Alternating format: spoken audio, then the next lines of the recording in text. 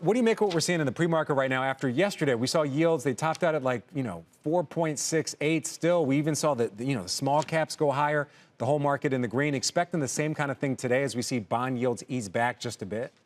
I think that's the bond leadership we've talked about all year in 2023, Frank. And yes, when you saw the 10-year yield come back a little bit, about 15 basis points to your point, you did see a little bit of euphoria, and you saw some buying in interest rate sensitive. But it really is interesting when we talk about the month of September, as dismal as it's been, let's not forget and put it in context, how great was January? January was above 6% in the S&P 500 to the positive side. So I think this year we've seen exaggeration to the upside and the downside. But net, we're still having a pretty decent year, Frank.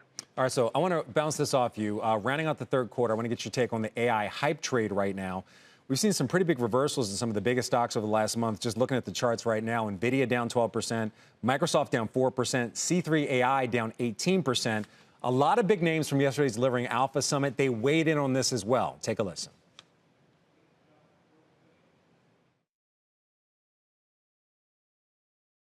I do think this is a transformational technology, and I do think that it is going to determine, just like internet, mobile phone buying and consumer, like it will determine the difference between winners and losers across a lot of sectors. And I think it has the potential to be highly margin accretive. Every single company is talking about the utilization of AI today. And it's really hard to substantiate that as a core technical AI, but I do think we're starting to think about optimization through technical tools, not just headcount reduction. So you're starting to see the utilization of technology.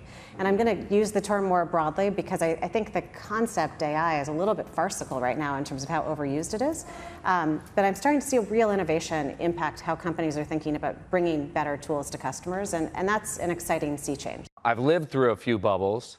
We like to describe these moments as super cycles, right? The internet, mobile, cloud computing, and now AI. They're the start of these things that are going to be profoundly impactful in our lives. But at those moments, you can also have overhype and overprice. And so as an investor or a builder, you have to get comfortable with two simultaneous but competing truths. On the one hand, we probably overestimate in the very short term, which leads to price inflation, the impact that these things will have. But much like the internet in 98 and 99, where there was overpricing in the short run, we dramatically underestimated the impact it was going to have over the preceding decade. All right, the last one was Brad Gerstner. So, Jeff, I want to focus on that last one. Do you think right now when it comes to AI stocks, we cited the pullback, but are we still seeing overhype and overprice? I think we are seeing overhype, Frank, and Brad's one of the thought leaders, and it's great to see and hear his comments from Seeking Alpha. But what's fascinating is that he's right, but at the same time, that's where we're at. If you would have rewound to Amazon talking about being a little bookstore, if you would have had the knowledge, and I think just investors in general, Frank, are smarter. So when you talk about AI, it's touching every aspect of our life. We're talking about IPOs, ChatGPT, but if we look at NVIDIA specifically, yes, NVIDIA is down 8% in the last month. You've seen it come back a little bit, but still up 195% year to date. But focus on AI stocks like an Intel, even an IBM, or a Micron, which we just saw earnings come out. Those are the names that we want to participate and own as this AI is just getting going. So we get excited about owning a diversification of names touching it. Of course, Microsoft, Google, and Amazon are big players in the game too. All right, so Jeff, what's your WEX word of the day? And you always have great investment ideas on this last day of Q3. Give us your best investment idea. My word of the day is relent, and that's very specific to U.S. Treasury yields letting up.